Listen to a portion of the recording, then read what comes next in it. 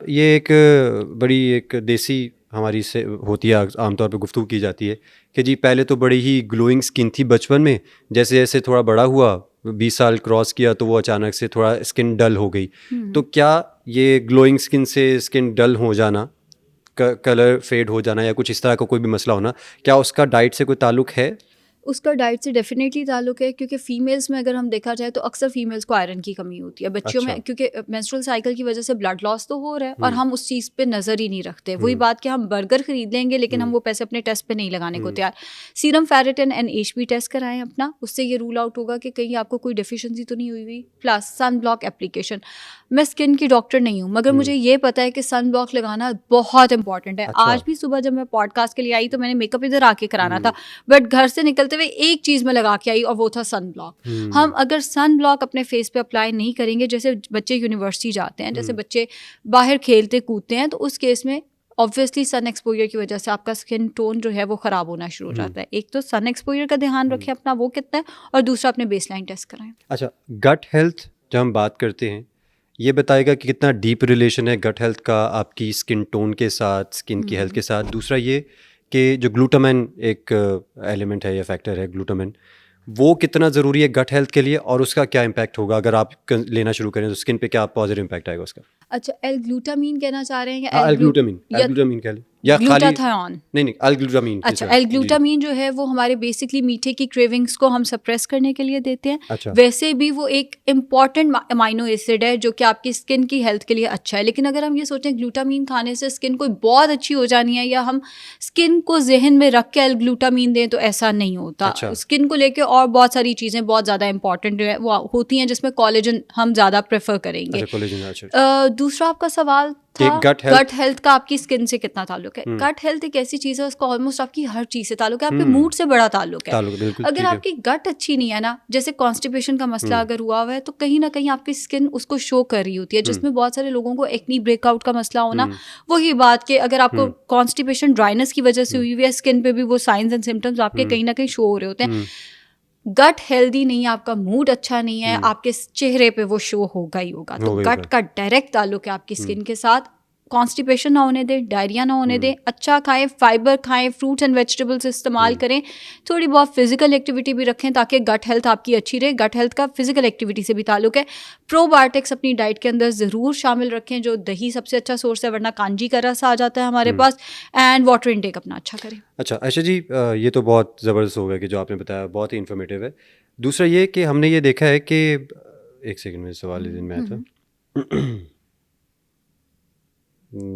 हाँ ठीक है, बिल्कुल आपने ये जो बात की बहुत ही इन्फॉर्मेटिव थी आयशा जी। अब हमने ये देखा कि आजकल जो रूटीन है और आजकल जो लाइफस्टाइल है वो बहुत हसल वाला है, मतलब भाग दौड़ मची हुई है, टाइम पर ऑफिस पहुंचना है, वापस आने का कोई टाइम नहीं है, स्ट्रेस है।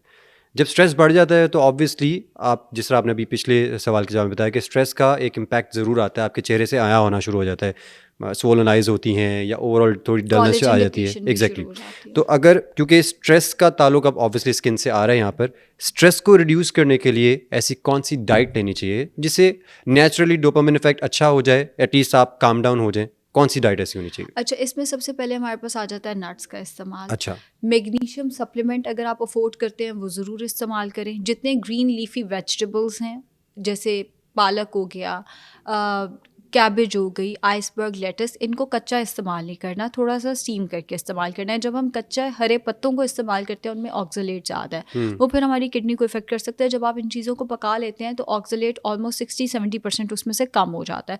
तो ये चीज़ें आपके मूड को बेहतर करने के लिए बहुत अच्छी हैं।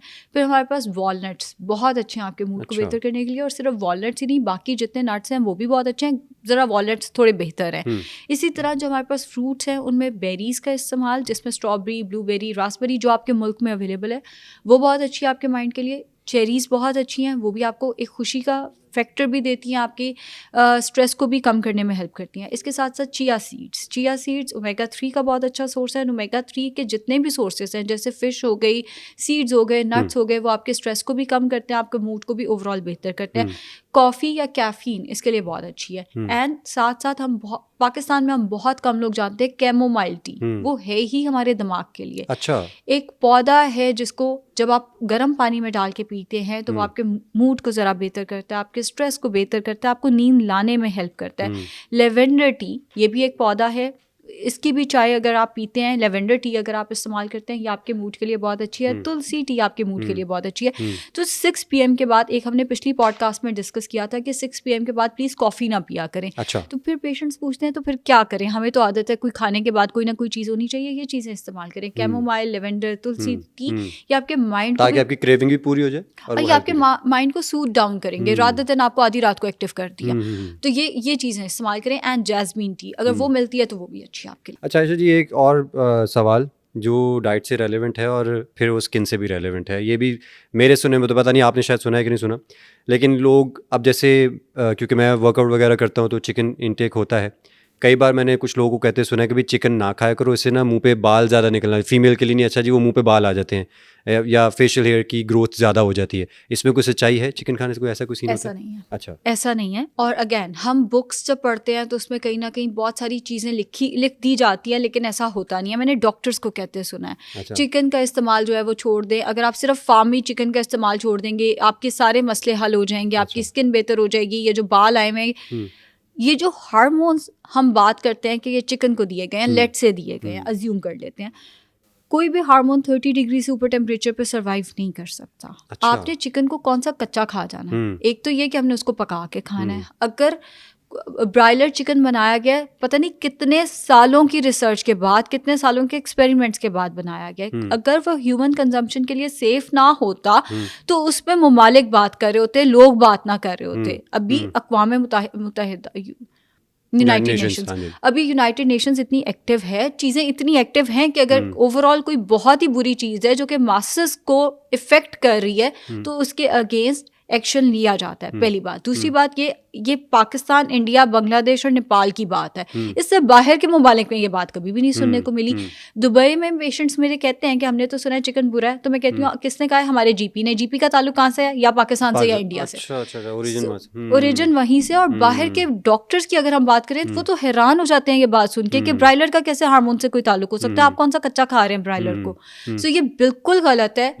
हमें जिस चीज़ की प्राइसेस कंट्रोल करनी होती है ना पाकिस्तान में, हम उसमें कोई ना कोई बीमारी ले आते हैं या उसके खिलाफ कोई ना कोई अफवाह उड़ा देते हैं। अब चिकन की प्राइसेस इसीलिए आज तक नहीं बढ़ सकी। अगर हम कह दें कि चिकन के कोई साइड इफेक्ट्स नहीं है, इसको मटन बीफ की तरह प्रोटीन सोर्स के तौर पे इस्तेमाल करें, तो ये भी 1000-2000 किलो मिलना शुरू हो जाएगा। यानी कि माइंडसेट है, इसमें कोई रियलिटी नहीं है। आर्टिकल्स ना पढ़ा करें, रिसर्च पढ़ा करें, दो डिफरेंट चीज़ें हैं। अच्छा, ये बताइएगा, जिस तरह आपने बताया कि एक तो है ना कि आप इनटेक करें, ओरली आप फ्रूट्स खा रहे हैं या डाइट जो भी कर रहे हैं। अब यहाँ पर देसी टोटकों में कई बार होता है, जिस तरह हमने बात की पाकिस्तान इंडिया में भी ज़्यादा, और हम कई बार सोशल मीडिया पे भी देखते हैं ऐसे कुछ टोटके कि केले के छिलके हो गए या माल्टे के छिलके हो गए, उनको फेस पर अप्लाई करना शुरू कर दिया और उससे किया जी कि ये हो जाएगा, स्किन स्मूथ हो जाएगी या कुछ होना शुरू हो जाएगा। तो क्या ये इफेक्टिव है इस तरह से करना? अच्छा, ये ना हर्बलिस्ट की डोमेन में आता है। हर्बलिस्ट हो गए, नेचुरोपैथ हो गए, वो बेहतर जवाब देंगे। द थिंग इज़, मैं यहाँ पे बैठ के ये नहीं कहना चाहूँगी कि ये बुरे हैं सेहत के लिए। ऑल्दो हमारे क्लिनिक में जो स्किन के डॉक्टर्स हैं वो इन चीज़ों से परहेज़ करने को कहते हैं। बट द थिंग इज़ कि अगर मैं ये कहती हूँ, मैं किसी भी प्रोफेशन को डिग्रेड नहीं करना चाहती, बिकॉज हो क्या उसमें मेरा मतलब सवाल का कॉन्टेक्स्ट ये था कि जैसे केले में पोटेशियम, जिस तरह आपने बताया, तो क्या वो पोटेशियम ओवरऑल मतलब छिलके समेत ही है या वो छिलका अलग है? और वो जैदी भाई, अगर आप कहें आपको प्यास लगी है और मैं पानी आपके सर पर डालूंगी तो क्या आपकी प्यास बुझेगी? नहीं बुझेगी। कोई भी चीज जो आप कंज्यूम कर रहे हैं वो ऊपर लगा लेने से आपकी डेफिशिएंसी कभी भी पूरी नहीं होगी। ऐसे नहीं। ये मैं आपको जरूर बता सकती हूँ कि अगर आप ये सोचें कि केले के छिलके में पोटेशियम है या ऑरेंजेस विटामिन सी का बहुत अच्छा सोर्स है, मुंह पे नहीं लगाने, खाना है उनको। खाने से चीजें बेहतर होंगी। बल्कि विटामिन सी के बारे में एक चीज मैं बता सकती हूँ, विटामिन सी डायरेक्टली मुंह पे नहीं लगाते होते। जब आप लगाते हैं उससे एलर्जिक रिएक्शन भी हो सकता है, आपकी स्किन सेंसिटिव भी हो सकती है। लेमन बहुत सारे लोग मुंह पे लगाते हैं, बिल्कुल गलत है। विटामिन सी के स्पेशली सीरम्स आते होते हैं, वो भी डॉक्टर प्रिस्क्राइब करता है कि किस पोटेंसी में देना है और किस टाइम पे। मॉर्निंग में तो ये चीजें लगानी नहीं चाहिए। विटामिन सी जब आप लगा के बाहर धूप में जाएंगे ये ऑक्सीडाइज हो जाएगा और ये फिर सेहत के लिए बुरा हो जाएगा, स्पेशली ये लेमन और ऑरेंजेस वगैरह।